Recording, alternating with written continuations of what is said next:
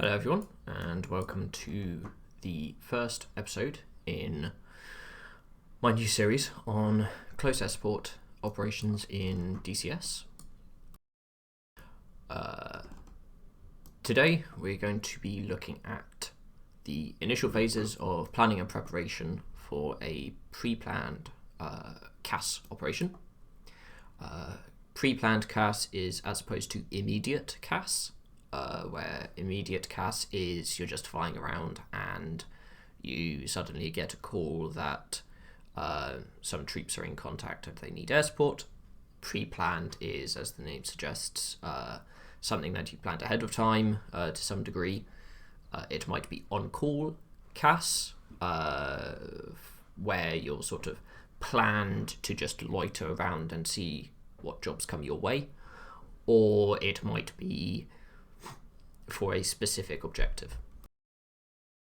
What we're looking at here is the sort of mission planning screen for a little canned mission that I've put together, which is a mission that we will be taking through this probably about 4 or 5 part series. It's a little CAS mission where we are supporting a USMC assault on a little village outside Jisarash Shigura. So first of all, before that, let's go through a little bit about how I'm going to structure this lesson. I'm going to be talking you through my process for pre-planning a mission of this sort. Just talk you through the steps, and we will sort of put together a little plan of attack as we go.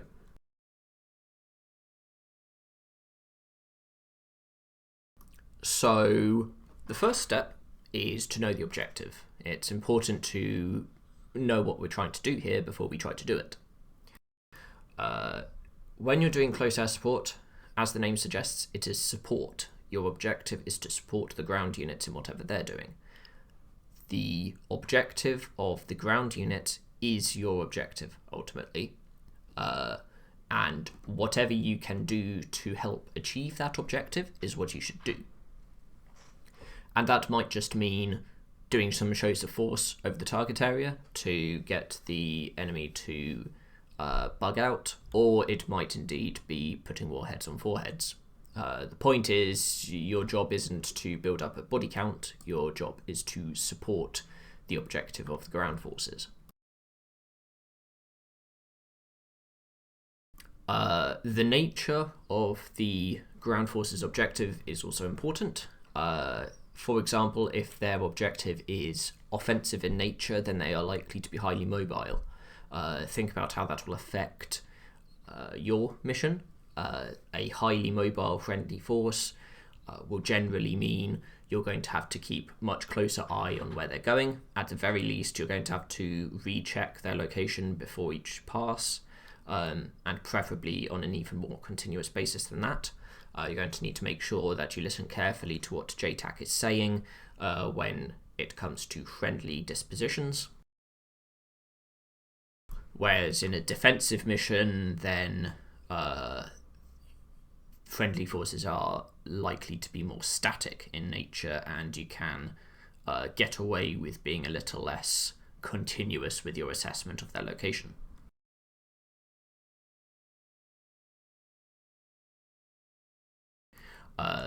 Operations in and around a town are likely to get very close. For example, in our objective here, friendly forces are going to be assaulting from this town up to, well, from this village, I suppose, up to this village, which means at some point it's going to get into military operations in urban terrain, at which point friendly forces and hostile forces are going to become a lot more difficult to separate and deconflict, which means you're going to have to make a decision around, do you cease attack passes into the village and proceed to sort of cover the approaches to the village more so, and the outskirts, where you sort of make sure that enemy forces can't reinforce the town, which gives you easier deconfliction from friendly forces. Means you don't have to be quite so concerned about not hitting friendlies. But then again, you're not being as direct in your support of friendly forces. You're not helping them as directly as you would otherwise. Or do you continue with your attacks within the town, within the village, in which case you are being of more direct support to friendly forces, but you've also got to be a lot more careful about friendly fire.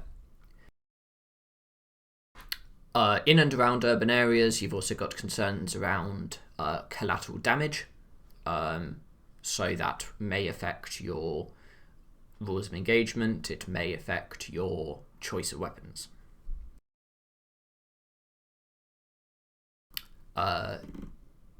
Inside the town, if you do choose to continue engaging the enemy when friendly forces have entered the town, another option is to raise the level of control that the tactical air controller of the attack is exerting over you. So you go from sort of type 1 to type 2 or type 2 to type 3 control. We'll get through to the types of terminal air control in a later video, but for now, suffice it to say that you might raise the level of quote-unquote micromanaging that the terminal attack controller exerts over you to ensure we mitigate the risk of friendly fire.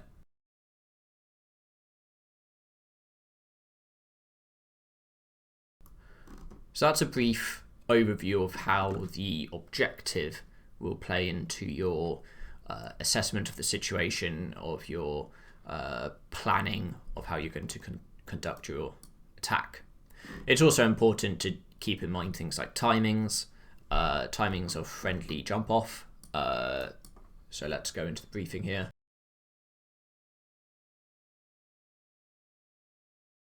And we can see that the USMCs step off from the southern village at 1000 hours and proceed from their base of fire in the cop south of the village, which is this, at about 25 to 11. So we want to bear that in mind in terms of time on target.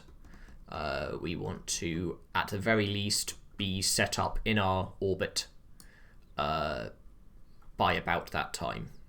Preferably, we want to have initiated at least some form of attack by that point to soften up the hostile forces. The next step is the situation. What are friendly forces looking like? What are the enemy forces? Are there any air defenses? Any fighter cover? That kind of thing. This is a lot about judging the level of risk that you're going into, what is the amount of risk, and what is the nature of the risk. So if we look in the blue tasking part of the briefing here,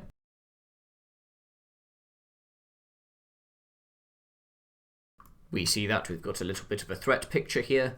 We've got light armor, infantry, and short-range SAMs, such as SA9s, SA8s, SA13s. Doesn't mean that all of those are present. They may be, they may not be, but that's the sort of threat that we're dealing with.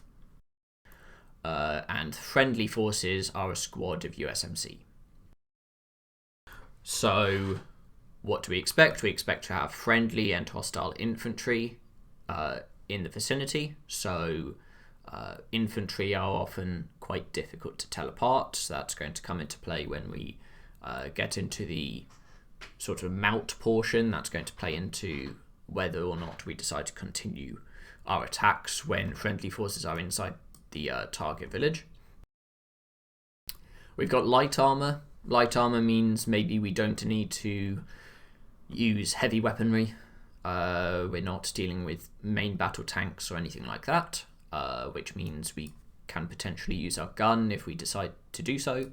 We can maybe use smaller bombs, or we may choose not to use Mavericks, for example. And short-range SAMs. That means getting in close and getting in low is going to be problematic for us. We also see that there have been identified several longer range air defences. SA-6 down here on Tartus, SA-3s over in Aleppo, and SA-8 coverage over Hatay. That's going to play into our routing, where we choose to stage ourselves, how we get into the target area, and where our IPs are going to be.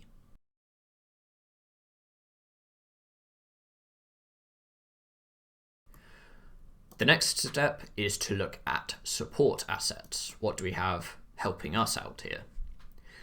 This is tankers, AWACS, FACAs, that's airborne forward air controllers, JTACs, joint terminal attack controllers, and so on. It's important to know what sort of support elements are out there and how they can help us. And also it's important to know how to deconflict from them. AWACS and tankers will generally have very specific orbits at specific altitude blocks.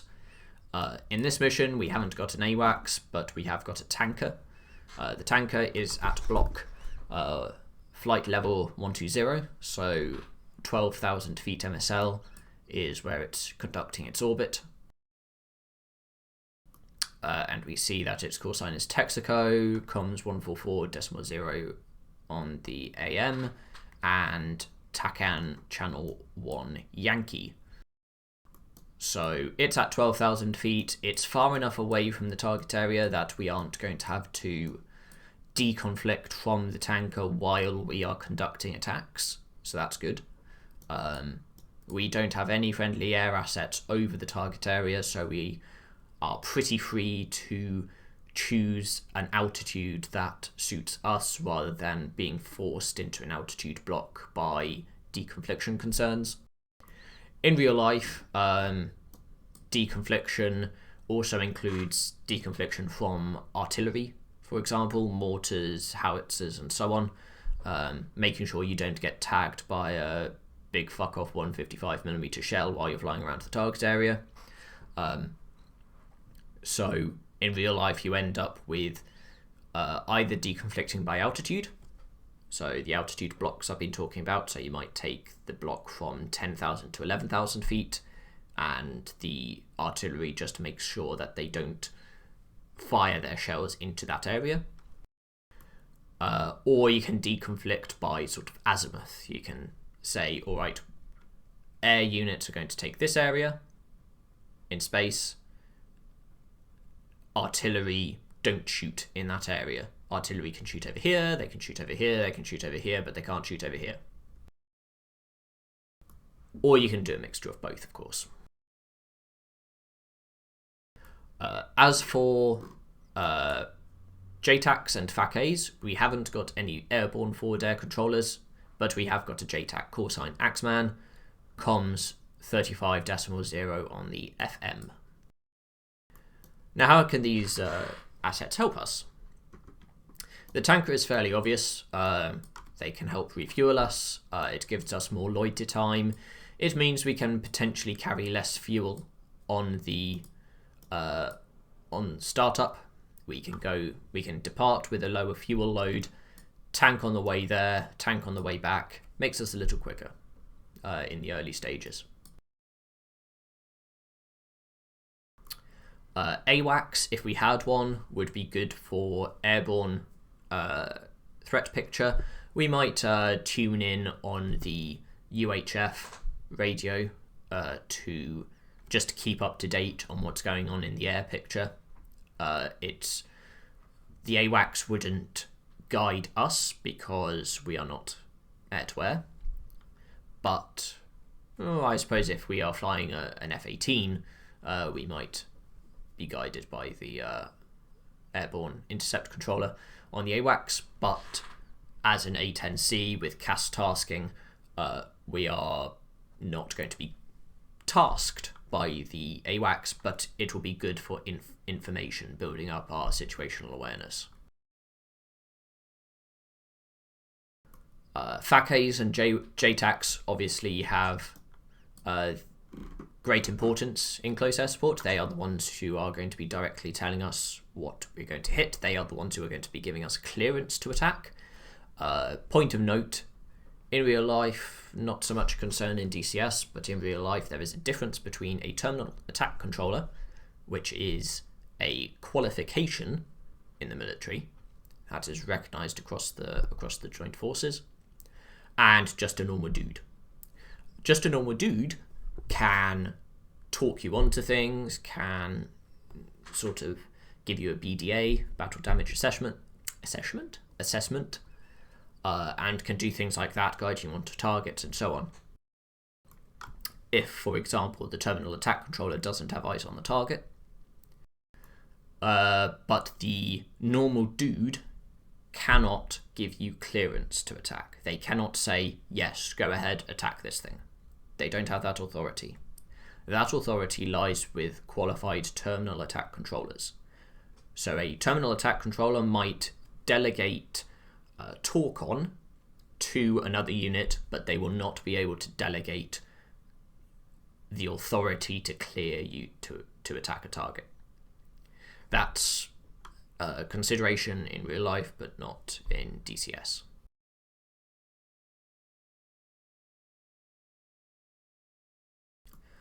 The next step is other CAS assets. Do we have any? What's our own flight looking like? Are there any other CAS flights knocking about? We are the only CAS flight, so that's fairly simple in that case. But if there were multiple, then again we'd have to think about deconfliction, how we assign altitude blocks or areas of responsibility. Let's now get into the nitty-gritty of planning a route. Flight path selection basically comprises roughly two things. It's altitude and path, sort of route. So the route is kind of two-dimensional, sort of X and Y, where we go over here, and then altitude is obviously Z direction. How high up are we flying at various points in the mission? So things we want to take into account here, we want to take into account air defense coverage, and if there were any hostile fighters, we'd also want to take into account fighter coverage. So we are seeing that perhaps the direct route down here is a bad idea, because we'll be going straight through that SA8 coverage over Hatay, and we'll be going through a decent portion of this SA3 coverage from Aleppo. So that's a bad idea. We will want to at least have a waypoint where the tanker is, depending on whether or not we actually want to tank and refuel. We don't know, but we want to have a waypoint there at least. But we also want to avoid these SAM coverages, so this sort of corridor here is looking quite good. Corridor down here. Other things we want to take into account is geography. So we see that, zoom out a bit, we see that there is this, the objective is in this sort of valley. I think in a desert it's called a wadi, but I think it's a wadi when it's dried out, but whatever. This valley coming through here, and strictly this valley as well, going sort of north to south, defined by these high ridge lines. This means that a sort of east to west approach is going to be difficult, because particularly at low altitude, if we are operating at low altitude, because we'll end up having to sort of go up and over the ridges in order to engage the hostiles. We could potentially come in through here down the line of this small river here, but that's going to end up with us having to take a quite abrupt turn around this corner just before we engage the targets. How far out is that? Yeah, so about 3 miles from target, we're going to have to do this quite abrupt turn, which is not ideal. Ideally, you want to be set up on your approach path quite early on, and you don't want to be taking large directional changes right near the objective. So it's looking more and more like a south to north approach is the way to go. From about down here up here.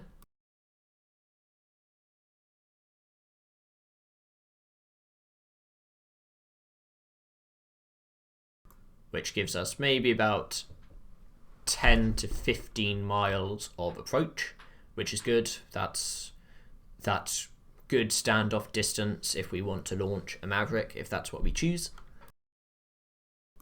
It's a good amount of distance to get lined up on our approach if we're going to do, say, a CCRP bomb drop, for example.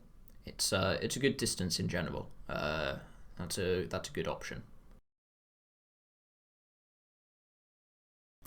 So let's start putting some waypoints down then.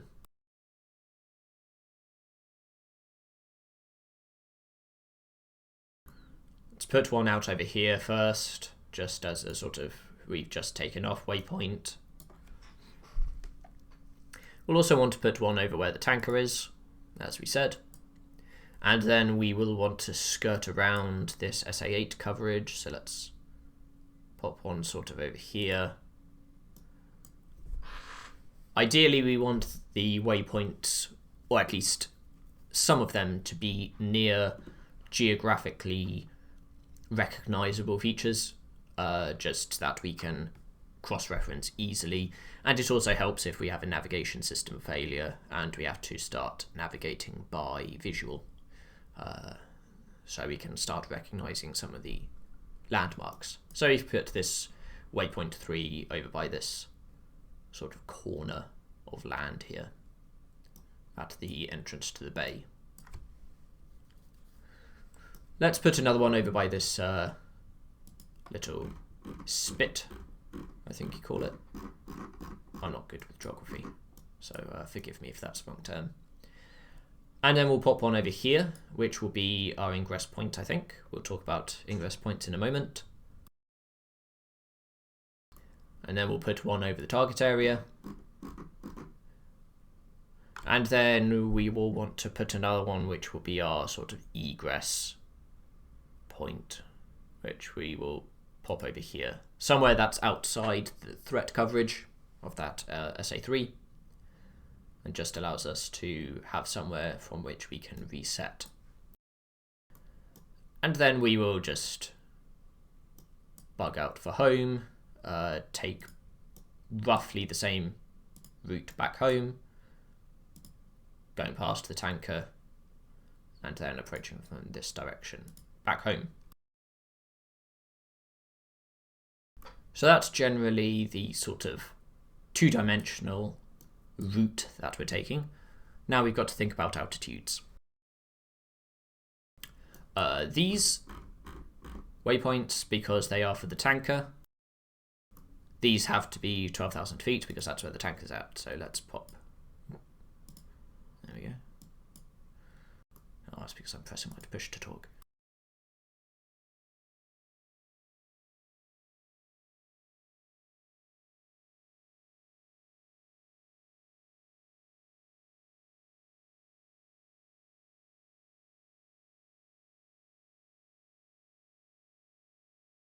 Save that out. So we popped those at the altitude and airspeed of the tanker, which is 12,000 feet and 200 knots respectively. Otherwise, for the rest of the route, we want to be thinking about what altitude do we want to ingress to the target at. So if there was no gap in the hostile SAM coverage, if this area was covered by SAMs as well, maybe there was a SAM at Basel al-Assad, then we'd need to be thinking, okay, we can't find a free corridor like this. We need to be thinking about, okay, let's think about using altitude rather than sort of north, south, east, west positioning to get us out of the threat spheres of the of the SAMs.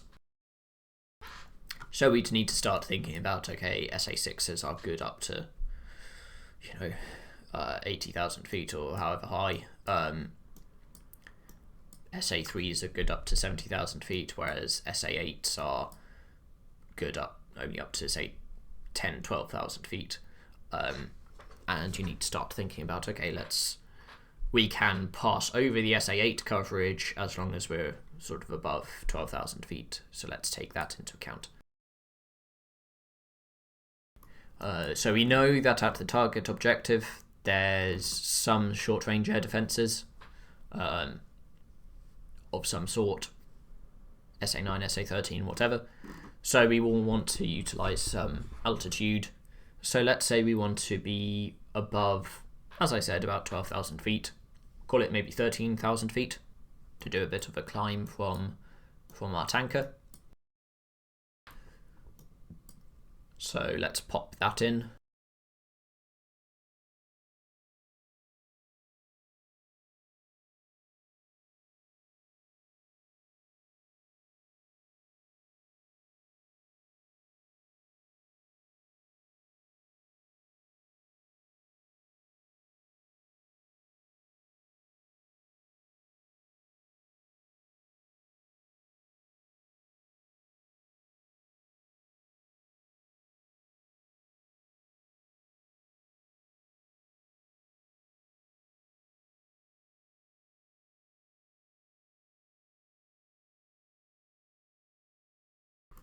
So that gives us 13,000 feet roughly, but as we said earlier, because there are no other air assets in the target area, we've got freedom to play with that if we need to.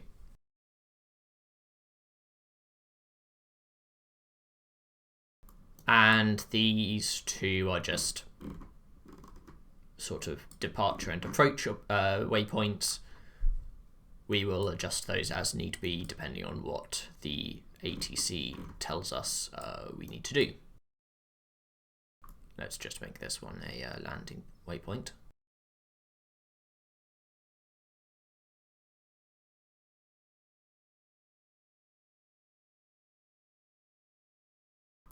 And because in the A10C at least we can name our waypoints, let's do that to help us out a little bit.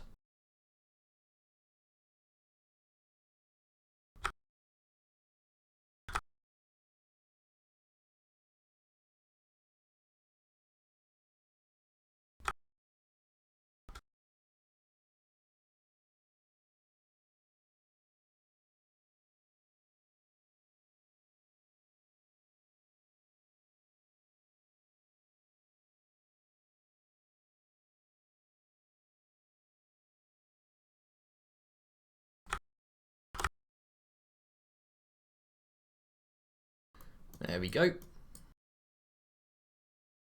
So that's a good starter for 10, as we say. We've just got to be aware that as we go over the target area, we are actually in the threat ring of the SA3 coverage.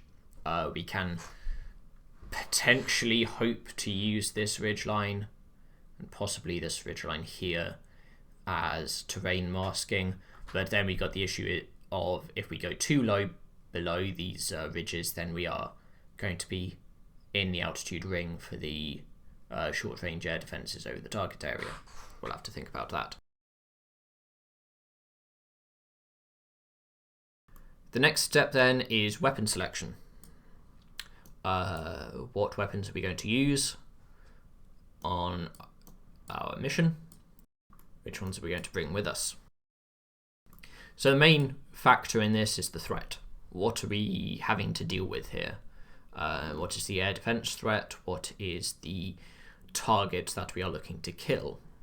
I mentioned earlier that we are looking at light armor, so we may not want to bring Mavericks because kind of overkill. But then again, we are dealing with short-range air defenses, which means maybe the standoff capability of the Maverick is a benefit to us. So we may want to bring, let's say we want to bring 2 Mavericks. So let's go over to us.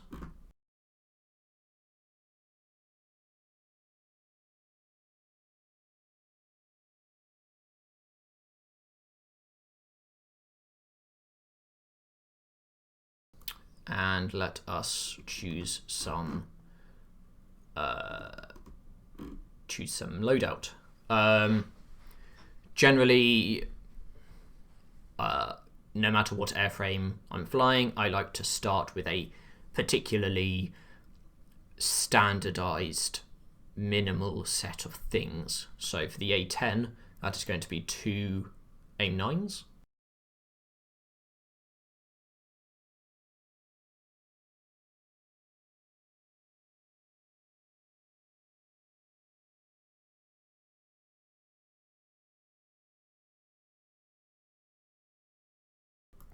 That's going to be a TGP. And it's going to be an ALQ-184 jamming pod. So those are the minimal loadout for the A10. For things like the F-18, then you might consider, okay, a TGP plus a couple of AIM-9s on the wingtips, or an AIM-9 and an AIM-120 on the wingtip, that sort of thing.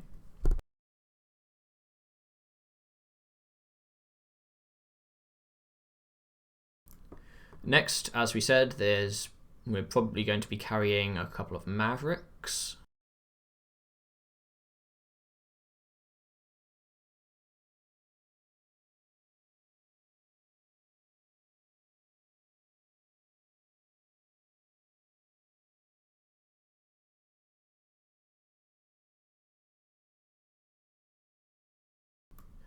We'll carry a couple of AGM-65.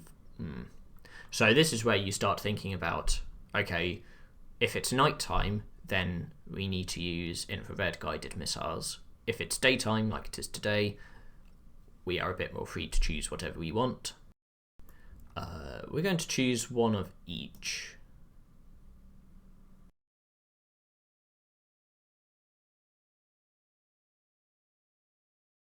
An AGM-65D and an AGM-65H. We aren't going to use the really big ones like the K and the G, because, as I said, we don't need big booms. But we do need the standoff. So the AGM-65H allows us to force correlate, which gives us a bit more range, but it's a little less reliable than the infrared guidance. So we'll take both. I also, something I didn't mention, I also always like to carry with me a pod of Willy Pete rockets for marking. This helps if I'm working in a flight with another human as a wingman or as a lead. Just helps me be able to mark stuff for follow-on attacks. And also, if I'm working with a human JTAG or a human forward air controller, then it allows me to sort of, if I'm really unsure about the location of the target, then I can fire the Willy Pete rocket to mark the target, and it's not going to be a massive disaster if, those are friendly forces actually. So they're good to bring along.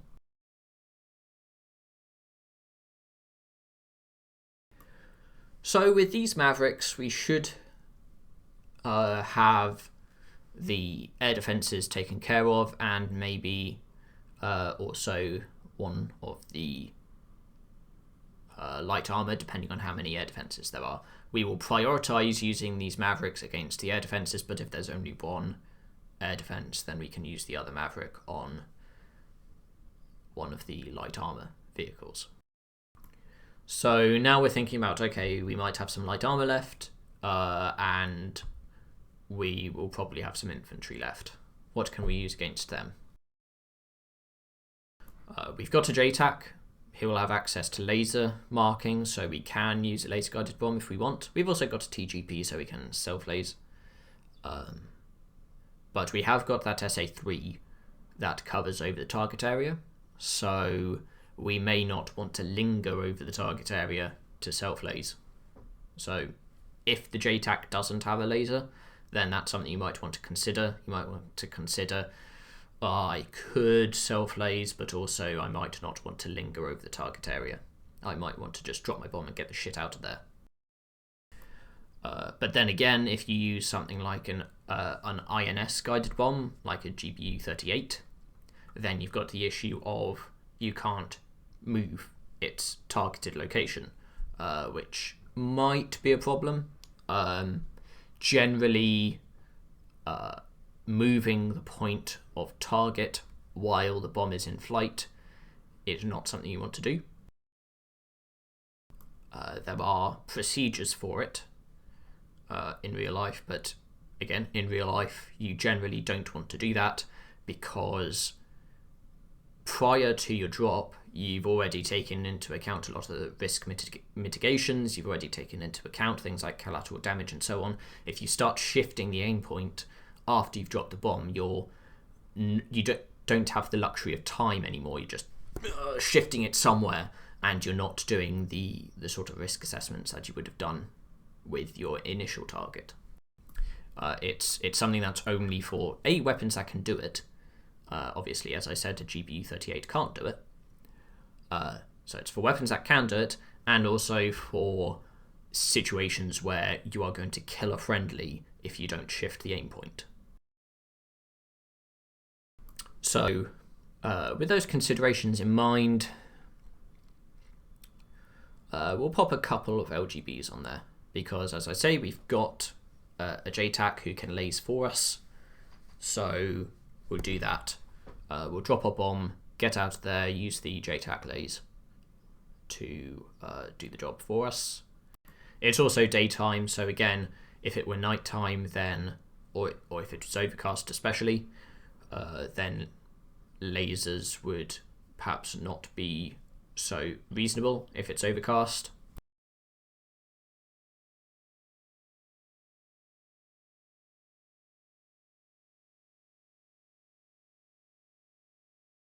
So I have a couple of GBU-12s. We won't carry explosive rockets because we are dealing with the village. We do want a level of accuracy. We're dealing with not only a village, but also close proximity to friendly forces. Rockets would be a problem for that, so we're not going to carry any high explosive rockets. And equally, we're not going to carry any canister bombs, any cluster bombs. And 2 laser guided bombs. And then the gun can be used to finish off whatever's left. We're not dealing with any main battle tanks, so our gun should suffice. Even if there were a few armoured vehicles left, we should be able to take them out with our gun. And that leaves us quite lightly loaded, so we'll be quite quick as we go through the objective. As for chaff and flares, we may want to skosh this down a bit.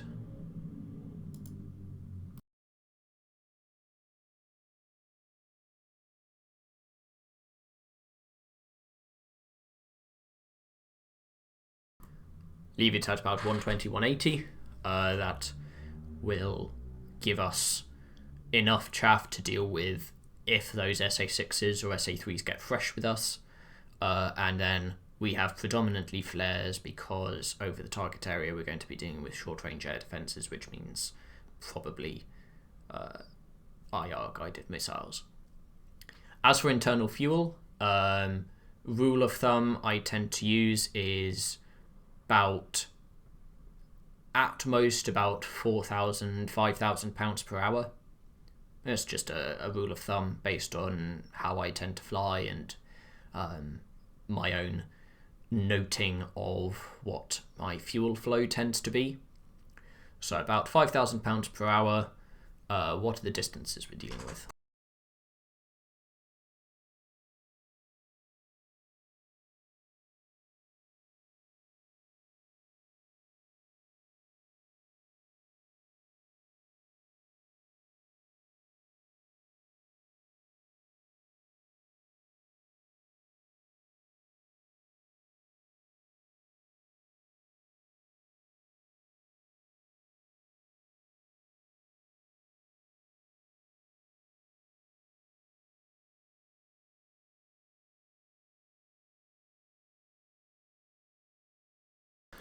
about 170 miles one way, about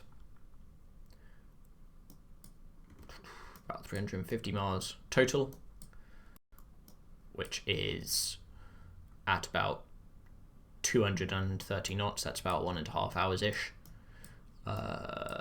plus maybe half an hour loiter time, 2 hours,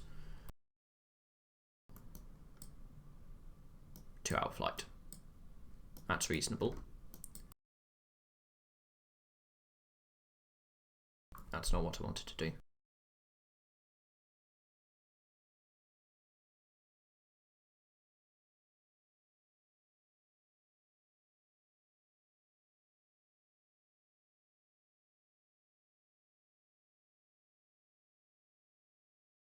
There we go. Sorry about that. Didn't want to move myself to Hatay. Also, let's make that hostile again.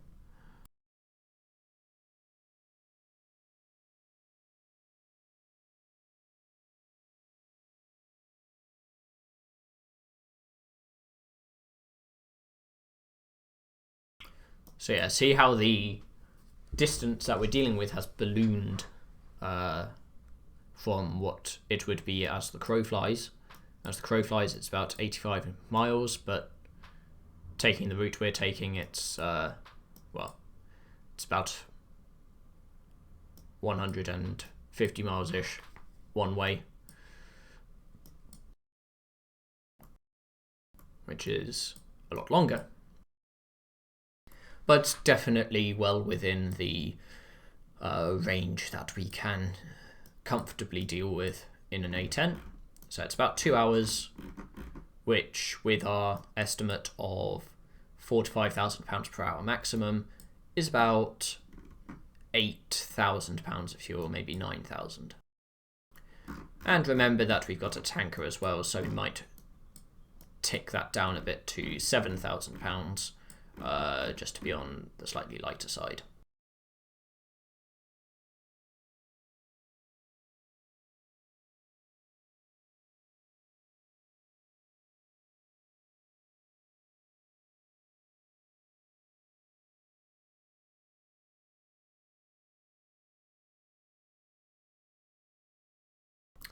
So £7,000 of fuel.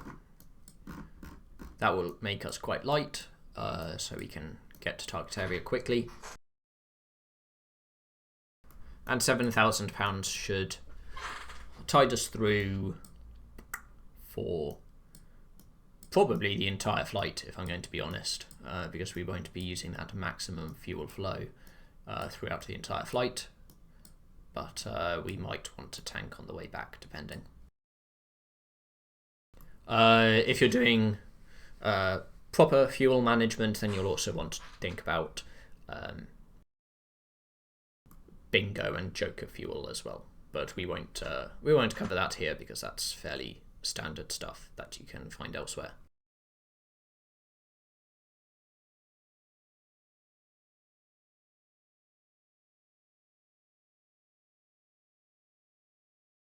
So the next step is to think about IP and control point selection. So what are the IP and the CP? The IP is the ingress point. It is the point at which you begin your attack run. It is the point at which, after the IP, or specifically at the IP, you should be on course for the target. You should be all set up for the attack run, gun armed, master arm on, all the switches set for your attack run, all the settings for the weapons you're going to release. Your nose should be pointing at the target. You should be at your release altitude. You should be making minimal adjustments, minimal corrections as you proceed from the IP to the target. You should just be focused on where the target is, focused on looking out for threats, focused on dropping that ordnance. The only real exception to this is pop-up attacks, where you'll have the IP and then very close to the target area you're going to have to do a whole bunch of maneuvering where you sort of do an offset, pop up, roll in, drop your bomb, and get out there. That's the exception. We're not going to be dealing with pop-up attacks. That's more of a strike thing than a CAS thing. So we're not going to be dealing with that.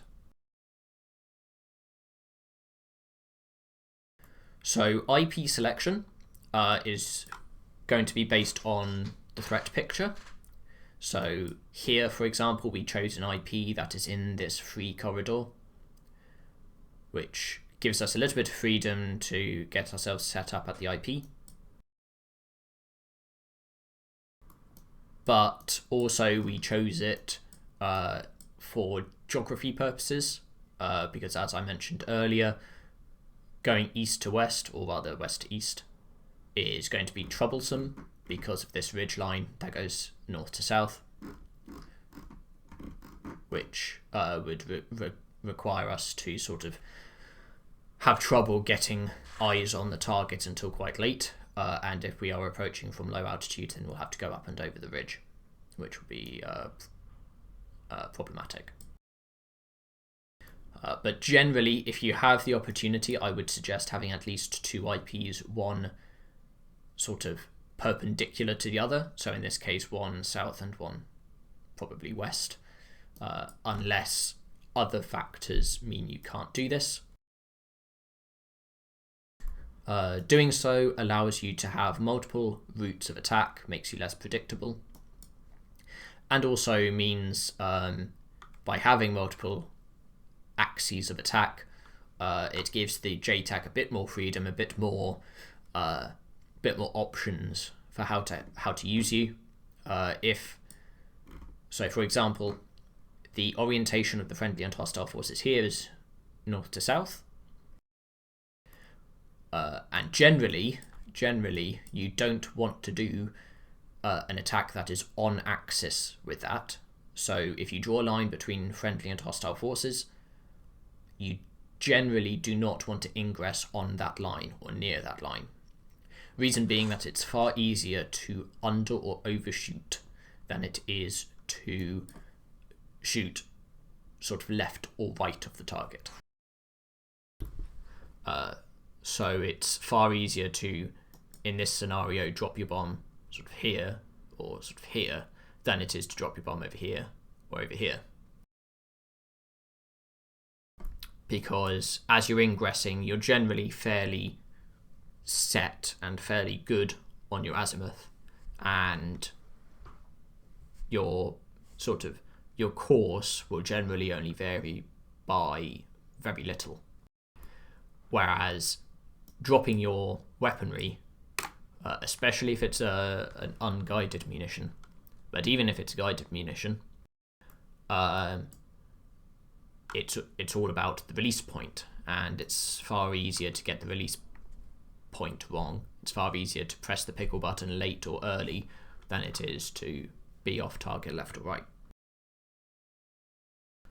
But again, the consideration we've got here is that the risk from the SA3 and the issues of the ridge appear to be, they might not actually be, we will reassess this once we get in situ, and we might see that this ridge is actually lower than we think it is.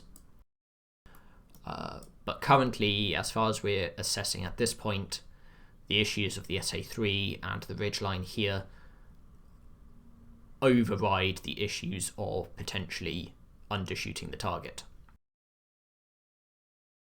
especially given we've got guided weaponry. But as I was saying, we tend to want perpendicular, at least 2 approach paths for A, unpredictability reasons, B, more options for the JTAC, and C, the other reason is that friendly and hostile dispositions can change. So Blue 4 might decide, okay, approaching from the south is a fucking stupid idea, so we're going to push out northeast, go along the line of this river, use the sort of gully of the river and the trees as cover, and approach east to west. And by changing friendly and hostile dispositions in this way, it may behoove you to change which IP you're using.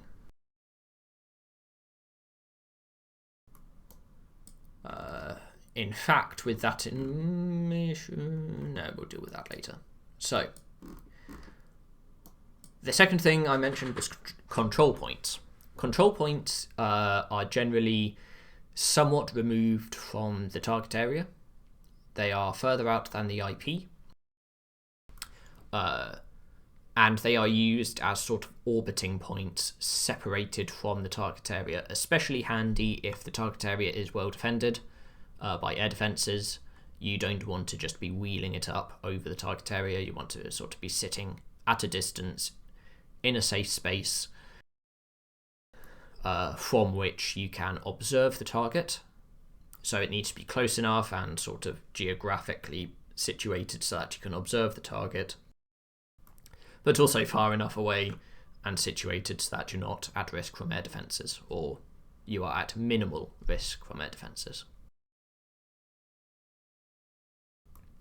You may also want to position your control point sort of centrally amongst your ingress points so that you can reach whichever ingress point you want to use quite easily. So if this were an ingress point, if waypoint 7 were another IP, then we wouldn't want to have our control point down here somewhere, because yeah, down here we can easily access this IP, but we're going to have a bit of a time getting over to here. So instead we might want to position it over here or over here. Over here would probably be best as well, because this is a good geographic feature. That would be a good point of reference for us.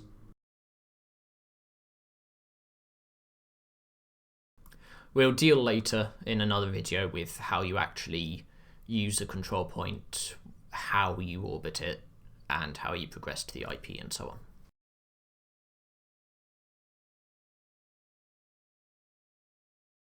The final thing we want to cover now is something that is a bit more advanced, and that is target area gridding.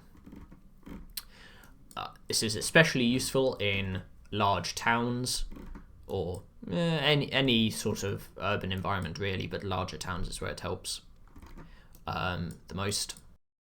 And this is basically a technique of, as the name suggests, gridding up the target area to allow you, and the ground forces, especially the JTAC, to reference particular locations by grid reference within the target area. So it has no relation whatever to latitude, longitude, or to MGRS coordinates. It's just a way you have of splitting the area up.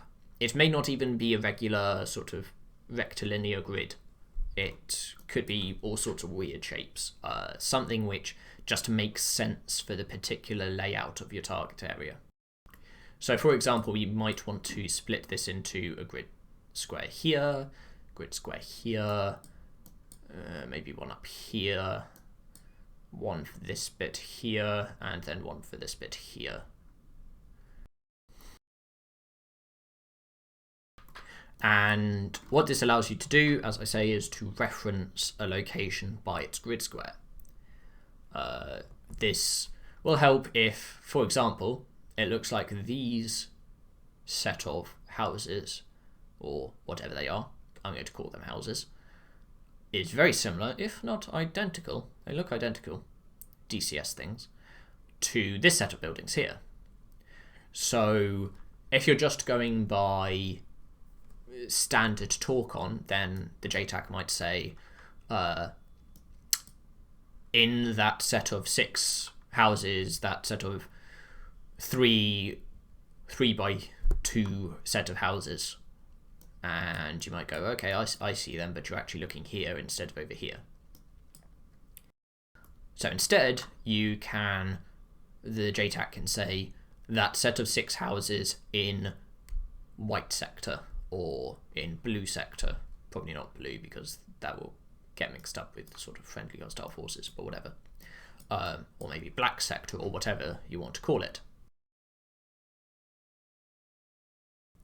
This helps with large sort of areas, but if you've got quite a localized objective, say the actual objective area is just this location here, it doesn't make much sense to split this up into grids. But what it might make sense to do is label each building or each set of buildings by reference from some reference point. So you might say, okay, we will take it from, let's say from this southwesternmost building here, and we'll label them anti-clockwise. So this will be 0. This sector will be 1, 2, 3, 4, 5, 6, 7, probably 8. Something like that. We might count this group as one group, so we might count this as 0, 1, 2, 3, 4, 5, 6, and 7. This especially helps in DCS. This will help if you're working with humans, a human JTAC who's playing using combined arms, the combined arms module. It might help if you've got a human JTAC with you. It's not going to help a damn with a computer JTAC, with an AI JTAC, but if you're working with a FAC-A, an airborne forward air controller, human forward air controller, or a human JTAC, then this sort of technique can help. But the main thing is to agree on these designations, this target area gridding, ahead of time. So this won't really help you out if you're doing an immediate CAS mission, which, remember, immediate CAS is where the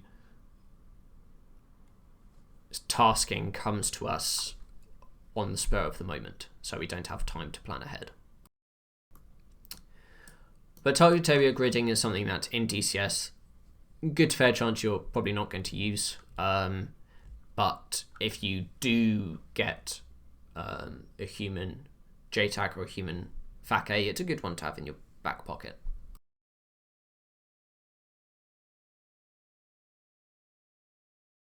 So that's it for this episode, I think. We've planned out a good mission here. The route looks pretty good.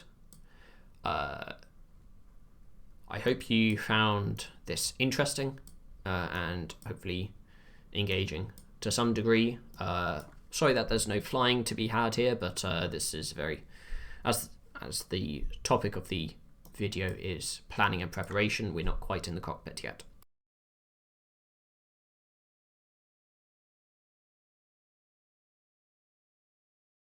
Next time we're going to be looking at weapon employment, which will be weapon selection in the target area. So that's going to be, what weapon do I use to engage this target? Going to be weapon parameter selection. You know, do I use CCIP? Do I use CCRP? Level or dive bombing? Are we self-lasing or not? If we're using canister bombs, what's our burst altitude? That sort of thing. And then a few hints and tips for general weapon employment, advice for using guns and rockets, that kind of thing. So, hopefully I will see you next time for that mission, which will be this same mission, but will actually be in the cockpit. I will be doing some runs over the target area, possibly, or maybe over here. Might be doing some sort of test runs over there, so we have no air threats there. Again, thank you for watching, and I will see you next time.